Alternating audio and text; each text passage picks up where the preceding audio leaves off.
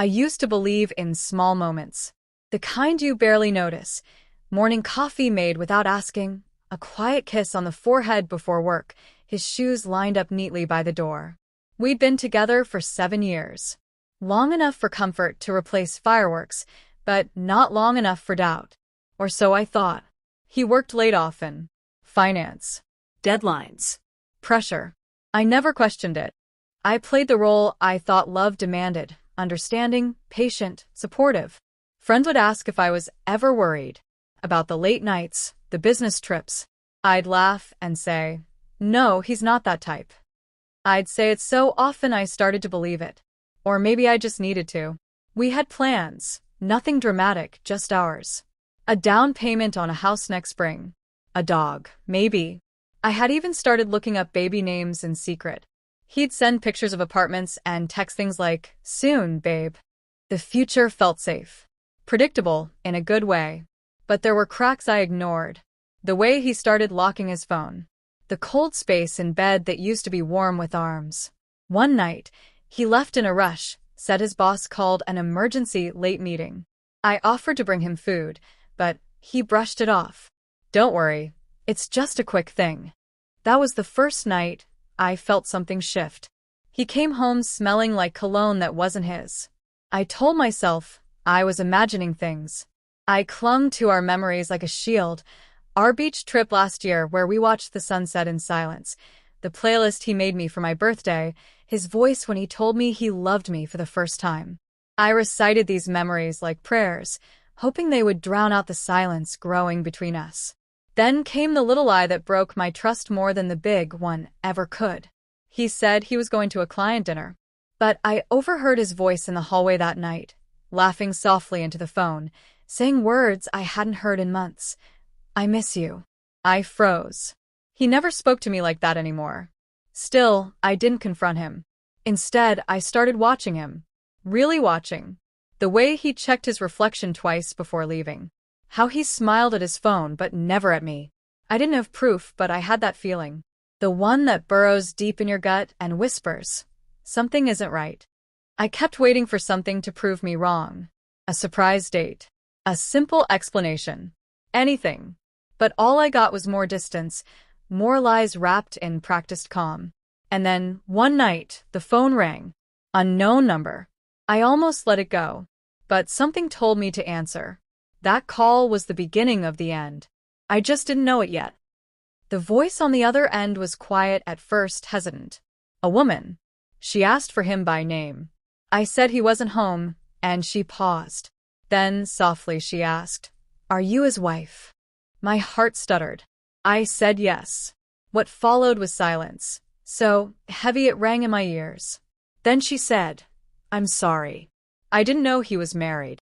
I sat down without meaning to. My legs just gave out. She kept talking, and I clutched the phone like it was holding my world together. She told me they'd been seeing each other for months. That he told her he was single. That they met at a conference.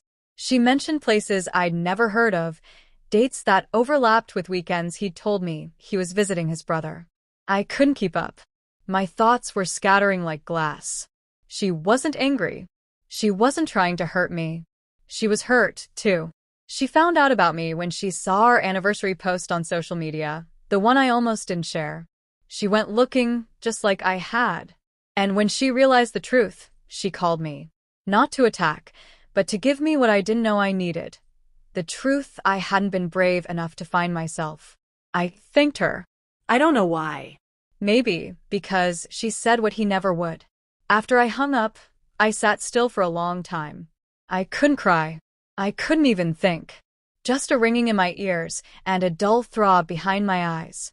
He came home late that night. I watched him walk in like nothing had happened, drop his keys, loosen his tie. I asked him calmly who she was. His face didn't change. He blinked. Then the lies started. She's just a friend. She's crazy.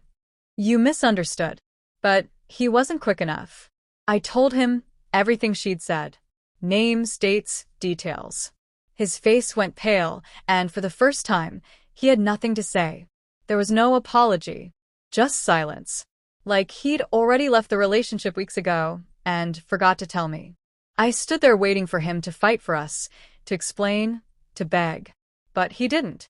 He just sat down and buried his face in his hands. That was the moment it became real.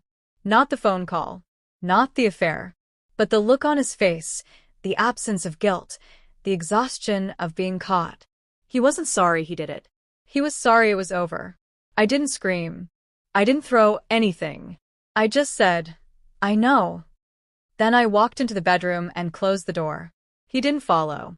And I knew, without a doubt, that whatever we had was already gone. That night I didn't sleep. I didn't cry either. I just lay there, staring at the ceiling, hearing that woman's voice again and again. Her words had shattered the lie I'd been living in. And as painful as it was, I was starting to see it for what it was, a necessary break. The days after felt like slow motion. Everything around me moved, but I didn't.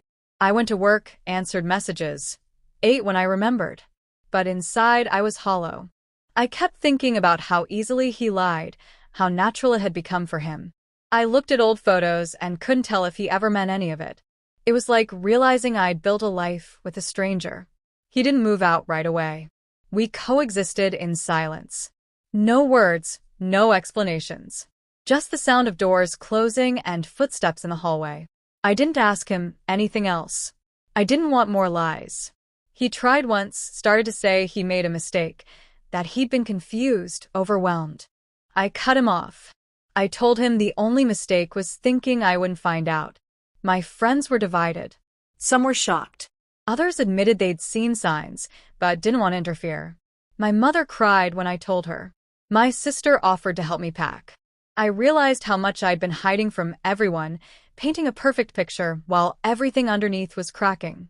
He was never violent, never cruel, but he was careless with my heart, and somehow that felt worse. He let me love him fully while giving pieces of himself to someone else. For a while, I blamed myself.